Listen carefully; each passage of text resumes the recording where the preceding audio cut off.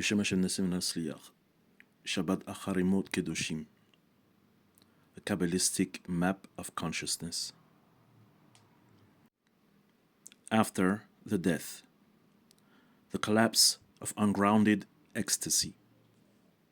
Acharei begins, and Hashem spoke to Moshe after the death of the two sons of Aaron. The mystical tradition often reads the death of Nadav and Avihu not as punishment alone, but as a kind of spiritual overload, souls ascending beyond the vessel capacity to contain divine light. Kabbalistically, this is the first principle. Unintegrated transcendence destroys. There is a yearning in consciousness to dissolve into the infinite, to leave form behind. But existence itself is about balancing ratzo veshov, running and returning. The desire to ascend and the duty to return. Nadav and Avihu ran without returning. So after the death symbolizes what happens after a spiritual crisis. After the ego death, after disillusionment, after mystical intensity burns away illusion, only then can real holiness begin. This is why the next section is the Holy of Holies, entering the innermost self. The laws of Yom Kippur describe entering the Holy of Holies only once a year. A Kabbalistic term, the Mishkan, temple, is a model of the soul. Outer courtyard equals action body. Holy place equals emotion mind. Holy of Holies equals the point beyond thought, the divine spark. The high priest entering the innermost chamber represents consciousness entering the deepest self, the place where separateness dissolves. But he enters with incense, clouding vision, transcending intellect, blood, life force, mortality, white garments, ego stripped away. To encounter the infinite, the ego must become transparent. The mystical cloud of incense symbolizes knowing.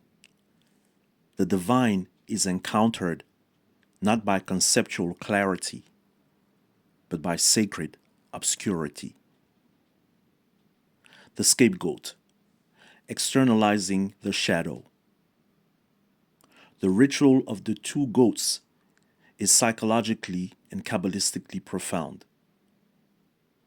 One goat goes to Hashem, one to Azazel. This can symbolize two cosmic movements: integration into holiness, exile of fragmentation. The scapegoat ritual dramatizes projection. Humanity places collective impurity onto an external vessel and sends it away.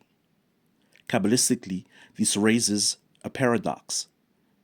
Can evil be transformed or only displaced? Kabbalistically, Azazel represents the realm of the other side, Sitra Achra, where unrectified energies go. Psychologically, we exile our shadow into wilderness, the unconscious. The ritual acknowledges that not all energies are immediately redeemable. Some must first be separated before transformation. Blood as life force. Sefer Vayikra, Leviticus, emphasizes repeatedly, the life of the flesh is in the blood. Blood here is not merely biological, it represents nephesh, animating soul force. In Kabbalistic terms, blood is the current that binds spirit to matter. The prohibition against consuming blood can be seen as do not appropriate life force without sanctification. This reflects a broader Torah principle: energy must circulate ethically. Life is not possession, it is untrusted flow.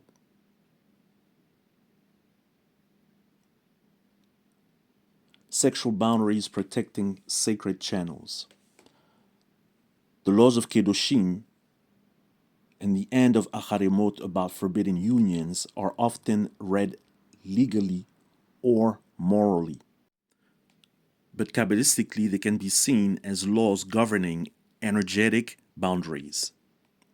Sexual union in Jewish mysticism mirrors cosmic union, the joining of masculine and feminine principles, often symbolized as Tiferet and Shekhinah.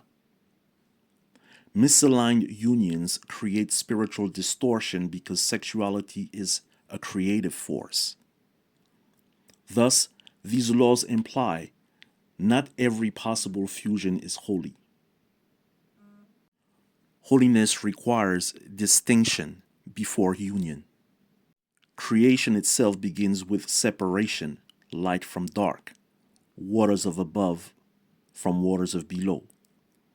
Boundaries are not anti-spiritual, they make spirituality possible. You shall be holy. Holiness in eminence. Kedoshim begins, you shall be holy, for I, Hashem, your power, am holy. This is radical. Holiness is not reserved for priests entering sanctuaries.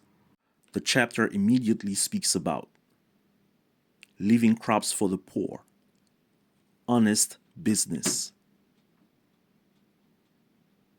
not gossiping, not cursing the deaf, loving the stranger. Kabbalistically, the infinite is accessed through ethics. This is one of the Torah's deepest idea. Transcendence is enacted through immanence. The sacred is not elsewhere. The field's corner left unharvested becomes a mystical portal. Honest weights become act of cosmic alignment. Speech becomes creation or destruction. Every moral act either repairs or fractures reality. This parallels the Kabbalistic idea of tikkun, the repair of shattered vessels. Love your neighbor as yourself, collapsing the illusion of separateness. The climax: love your neighbor as yourself. Kabbalistically, this is not merely moral advice. It is ontology. To love another as yourself implies that the self, other, distinction is partial illusion. In Kabbalistic thought, all souls are sparks from one source. Thus, harming one another harms the larger self. Loving another is recognizing shared essence, not just an act of kindness. This verse is Kabbalistically non-duality expressed ethically. The structure of the double portion itself, Acharei, after the death, Kedoshim, holiness. This sequence suggests death, emptiness, purification. Boundary, ethics, love, holiness. The path to holiness is not escape from mortality. It passes through mortality. Only after confronting death, literal or symbolic, can one become holy. In the existential terms, awareness of death births sacred living. In mystical terms, bitul, self-nullification, precedes dvikut, cleaving to God. So the parasha's hidden message may be: holiness is what remains after the false self dies. And once the ego is purified, not killed, purified, the Holy of Holies is no longer only in the temple.